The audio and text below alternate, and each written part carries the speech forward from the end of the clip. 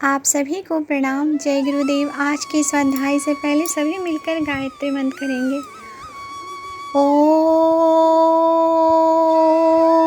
भूर्भुवः स्वः तत्सवितुर्वरेण्यं भर्गो देवस्य धीमहि धियो यो नः प्रचोदयात्। आज का विषय है उपासना का उपचार संपन्न करते हुए जप, पूजन, चंदन, अर्चन, स्तवन, ध्यान करते हुए हमें यह अनुभूति भी करनी चाहिए कि इष्ट देव हमारे अति निकटवर्ती स्वजन, संबंधी, मित्र, कुटुंबी एवं आत्मीय हैं। प्रियजनों के बीच अनेक रिश्ते होते हैं, उन्हीं में से एक रिश्ता उनसे स्थापित कर लेना चाहिए। माता, पिता, गुरु, बंधु, मित्र, पति आदि अपने से बड़े पक्ष का रिश्ता अधिक उपयोगी रहता है। कभी कभी पुत्र, पत्नी आदि के रिश्ते भी स्थापित किए जाते हैं। कौशल्या, देवकी, यशोदा, सूर्यदास आदि ने बाल गोविंद को इष्ट माना था। पारसी भाषा के सूफी कवियों ने इश्क हकीकी को भक्ति धारा में भगवान को अपनी प्रेयसी के रूप में चित्रित किया है। उमर खयाम की मधुशाला का एक अर्थ आध्यात्मिक भी लगाया जाता है और भक्ति को मध तथा ईश्वर की साकी के रूप में चित्रित किया जाता है। ऐसी भावनाएं काफ़ी कठिन पड़ती हैं।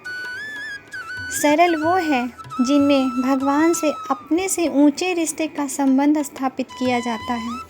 ऐसे रिश्ते में माता का संबंध सबसे बड़ा, सबसे कड़ा, सबसे सरल और सबसे भावपूर्ण है। गायत्री उपासना में भगवान को माता के रूप में माना गया है। माता के प्रति बालक का प्रेम सबसे सरल और स्वाभाविक है। क्या मनुष्य, पशु, पक्षी, कीट, पतंग सभी अपने बच्चों को बहुत प्यार करते हैं। माता में तो वह प्यार और भी अधिक होता है। अन्य योनियों में तो बहुधा माता ही एकमात्र शिशु की संरक्षक एवं स्नेहभाजन होती है। अन्य रिश्तों में प्रेम का आधार गुण, दोष एवं लाभ हानि होती है, पर माता का स्नेह जग में सबसे ऊंचा, परम निस्वार्थ और त्याग बलिदानों से भरा पूरा होता है। पुत्र को पुत्र हो जाता है, पर माता को माता नहीं होती। इस युक्ति के आधार पर माता का रिश्ता इस संसार में सर्वोपरि प्रेम का प्रतीक माना गया है। अतएव ईश्वर के साथ उसी की स्थापना अधिक श्रेयकर सिद्ध होती है। हम भगवान को अपनी माता माने और उसी आधार पर भगवान हमें अपना पुत्र मानते हुए अनंत वात्सल्य की वर्षा करे तो यह भावनात्मक आदान प्रदान परंपरा का एक महान घटक बन जाता है। ईश्वर को माता मानकर एक मातृ प्रतिमा की अथवा ध्यान छवि की स्थापना के पश्चात उपासना पथ पर प्रगति में गतिशील उत्पन्न होती है। भावनात्मक आदान प्रदान के लिए इस प्रकार की स्थापना आवश्यक है। इसके उपरांत हमारी अनुभूति में दूसरी स्थापना यह होनी चाहिए कि इष्ट देव सर्वव्यापी और न्यायमूर्ति हैं। घट घट में, कण कण में समाये हैं। अपने रोम रोम में भीतर और बाहर उनकी ही सत्ता ओतप्रोत है। तिल भर भी जगह ऐसी नहीं जहाँ वे न हो। हर जड़ चेतन पदार्थ में अपने सीमावर्ती और दूरवर्ती वातावरण में उन्हीं का प्रकाश जगमगा रहा है। उन्हें हर जगह हम देख सकते हैं और वे हर पदार्थ में अपनी सहस्त्रों आँखों द्वारा हमारे बाह्य और अंतरंग स्तर को बारीकी से देखते रहते हैं। हमारा कोई कृत्य, कोई विचार, कोई भाव उनसे छिपा नहीं रहता। यह सर्वव्यापी सत्ता पक्षपात में सर्वथा दूर, पूर्णतः न्यायशील है। उनका व्यवहार निष्पक्ष न्यायमूर्ति जज की तरह है, जो अपने प्रिय से प्रिय के साथ पक्षपात और शत्रु के साथ भी अन्याय नहीं कर सकता।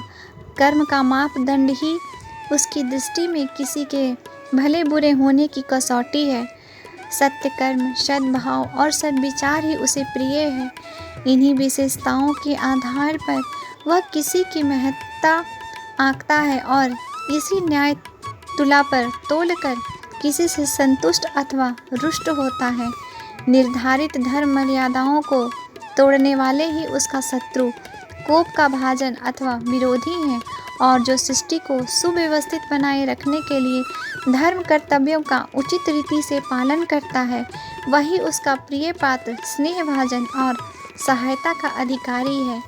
कोई ईमानदार न्यायाधीश पाप पुण्य के आधार पर ही किसी को न्याय का पुरस्कार दे सकता है। व्यक्तिगत राग द्वेष से वह ऊंचा उठा रहता है, किसी की निंदा स्तुति से प्रभावित नहीं होता। यह प्रकृति परमेश्वर की है। वह गए गुजरे स्तर के उन लोगों के समक्ष नहीं हो सकता जो जरा सी खुशामद से फूल कर लट्टू हो जाते हैं और बिना अधिकार एवं पात्रत्व का विचार किए मनमाने पुरस्कार देने लगते हैं। ईश्वर ऐसा निकृष्ट भी नहीं कि नववेद, पुष्पमाला, आरती, तांबूल, पुंगी फल, इत्र, फूल जैसी रिश्वतें पाकर किसी के अनुचित प्रयोजन पूरा करने के लिए तैयार हो जाए। ईश्वर को खुशामदी और रिश्वतखोर मानने और उससे उस आधार पर तरह तरह की आशाएं करना इस महान सत्ता के महान स्तर को हे घृणित सिद्ध करने की कुचेष्टा है। ईश्वर की स्थिति, रुचि